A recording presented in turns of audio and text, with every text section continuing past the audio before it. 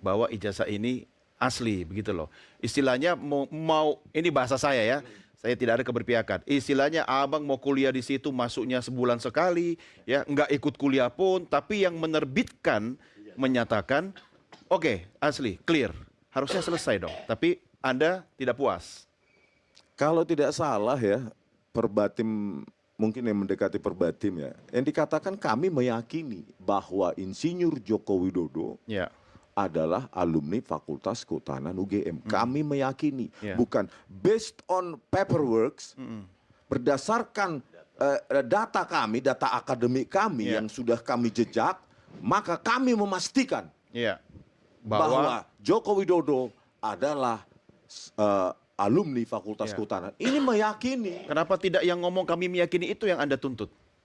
Ya, karena kalau ini palsu, ya, maka ijazah ini dipakai untuk capres loh. Ya kan gampang Bang sebenarnya. Ya, kalau misalnya Pak Jokowi bersikuku tidak ingin menunjukkan ijazahnya yang kata UGM tadi asli, ya Anda tuntut aja UGM-nya.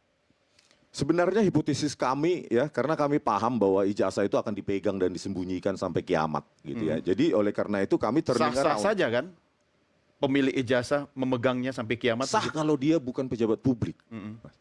Kalau dia mantan pejabat publik nomor 1 di Indonesia, masa seperti ini sih? Sebenarnya kalau Anda tidak bisa menghadirkan Pak Jokowi, ya kan tinggal minta UGM aja atau Anda tuntut aja UGM. Kalau Anda memang tidak percaya kata-kata UGM, ya tuntut UGM-nya. Kalau ternyata terbukti dia tidak benar, otomatis Pak Jokowi juga terbukti salah, begitu kan? Memang saya tidak tahu sampai di situ. Tetapi begini, pendekatan kami ya, pendekatan ilmiah kami memahami bahwa ijazah itu nggak bakal dikeluarkan sampai kapanpun. Kalau janji di pengadilan itu sudah tahun. Terus ngapain dia di sini? Mau ngajarin? Itulah kan. Memang kau mau ngajarin siapa kau? Aku duluan kuliah daripada kau. Kesal ditegur Joshua cara teliti ijazah Jokowi yang benar, Rismon Sianipar emosi, aku duluan kuliah. Rismon Sianipar merasa geram ketika ahli digital forensik, Joshua Sinambela mengajarinya cara meneliti ijazah Jokowi yang benar. Joshua menekankan dalam digital forensik tak bisa meneliti objek bentuk fisik atau analog. Sedangkan Roy Suryoces, termasuk Rismon Sianipar, meneliti ijazah Jokowi menggunakan foto yang dianalisis menggunakan error level analysis. Sebagai ahli digital forensik kita hanya berhak memeriksa dokumen digital, bukan produk analog. Karena ijazah ini analog makanya ahli digital forensik gak ada hubungannya, katanya. Melihat cara Roy Suryoces, Joshua menekankan bahwa analisis tersebut tidak berdasar. Analisa-analisa yang dilakukan ahli pihak penuduh itu sama sekali tidak berdasar, katanya. Kepercayaan Anda pada Polri setelah hari ini seperti apa? Karena tadi malam saya nanya, Mas Roy mau ngapain nih? Pasti duluan press conference, ya kan? Dan itu dibuktikan. Bagaimana Mas? Sinyal stabil. Oke. Ya, saya ingin agar kembali kepada yang tadi dipercaya oleh Jenderal Ugoro tadi. Ya gitu. Saya itu cinta Polri, ya. Jadi saya itu benar-benar ingin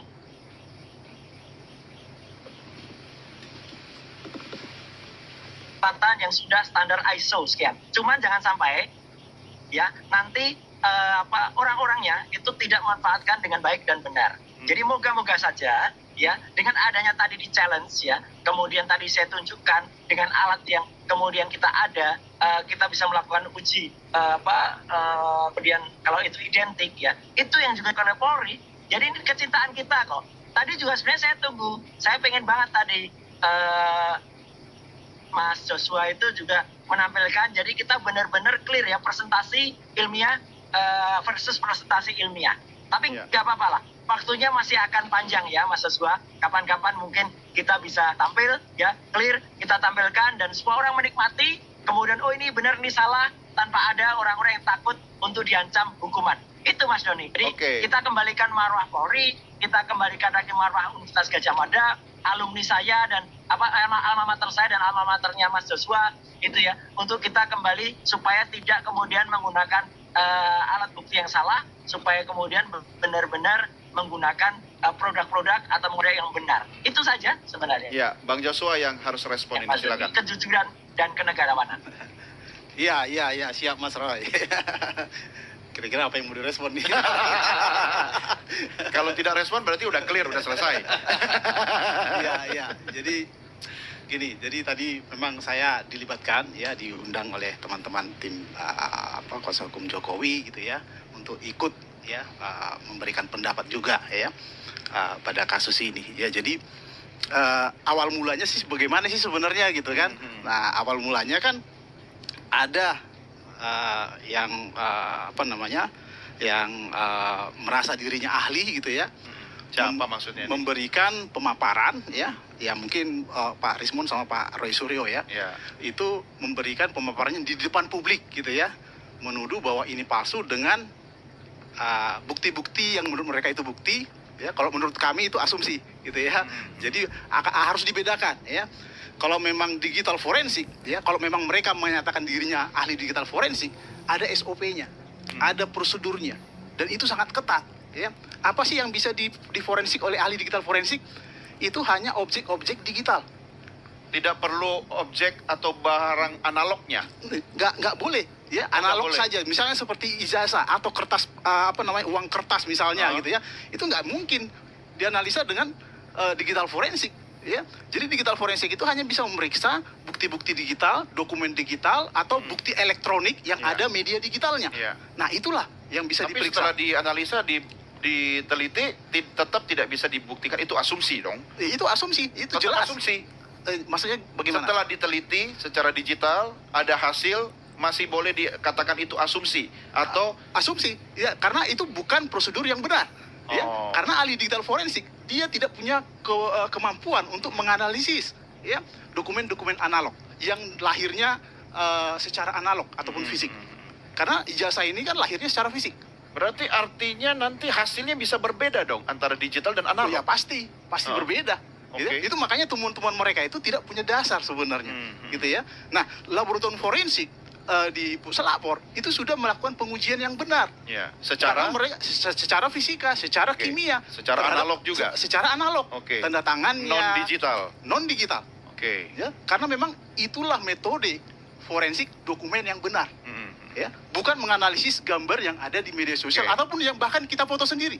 Dokumen-dokumen yang saya foto sendiri, dokumentasi saya sendiri, nggak boleh saya lakukan. Termasuk prosedur dalam melakukan penelitian tetap harus dipatuhi, begitu? SOP-nya dan seterusnya. Ya, kalau ada yang dilanggar, tidak boleh dijadikan barang bukti? Otomatis. Akan tidak valid sebagai barang bukti di pengadilan. Yang dibawa oleh Mas Roy, Bang Rismon, dan teman-teman pada hari ini, menurut Anda, seperti apa? Tidak valid sebagai barang bukti. Mereka hanya mungkin bisa dikategorikan petunjuk-petunjuk dan itu diuji ulang oleh Puslapor. Nah, soal yang mencotot tadi kata Mas Roy itu gimana?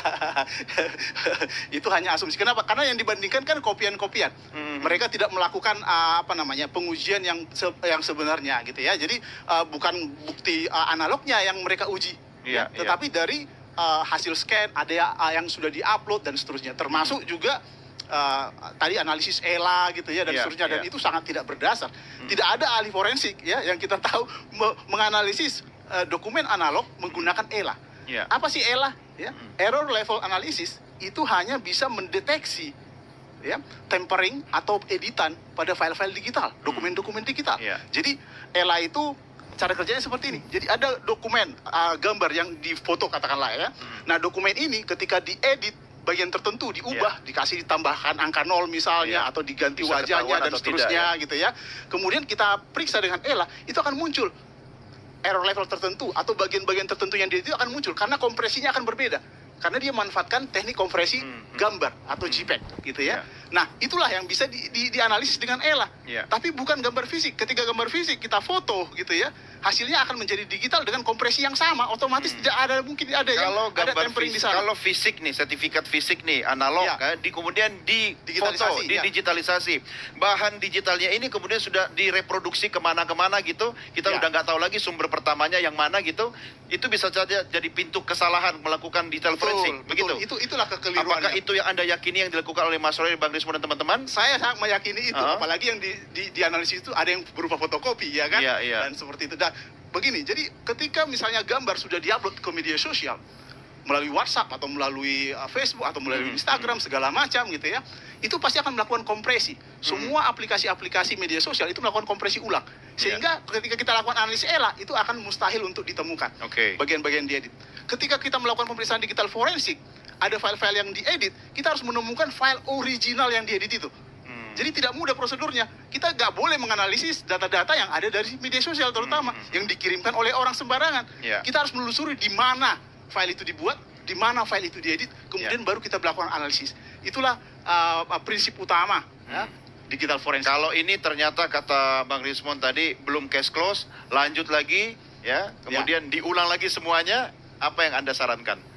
Ya, pasti akan berulang lagi kejadian seperti ini. Jadi akan di-close putar lagi. lagu lama dengan aransemen baru bisa? Ya, pasti di-close lagi saya. Oke, ya. Saya harus adil ya, Bang Joshua ya, Pak Firman dan bapak-bapak yang lain, karena masing-masing kan sudah memberikan argumentasinya. Jadi kita akan masuk ke sesi closing statement, tapi saya akan minta Mas Roy dulu. Mas Roy, 30 detik aja dari Anda. What next? Karena katanya Bang Rismond tadi, pelurunya ada banyak sekali ini setelah ini. Gimana nih Mas Roy? Oke, saya hormati apa komentar dari Bang Joshua. Memang beda. Bang Joshua itu dalam respon. Saya ini ahli telekomunikasi, media dan informatika. Pengetahuan mulai dari fotografi, videografi, kemudian editing dan lain sebagainya. Dan itu termasuk ketika saya dulu mengajar di Institut Seni Indonesia, kita menganalisis gambar-gambar yang itu gambar fisik ya, bukan. Jadi oke lah, saya hormati. Hanya saya tadi nunggu banget tuh Bang Joshua. Kalau Anda punya presentasi. Tapi ini Bang Doni, saya ini jujur aja. Tadi Bang Joshua tuh tidak presentasi sama sekali gitu loh. Jadi nggak ada file yang dipresentasikan. Jadi kalau tadi itu ahli digital forensik, harusnya presentasi. Jangan jadi ahli sastra. Tapi nggak apa-apa Bang Joshua. Kita ketemu lagi di lain waktu ya. Pegang siap, kepercayaan besar sama-sama nama besar UGM. Mas Roy, yakin banget kita ketemu di episode berikutnya. Ini pasti berjilid.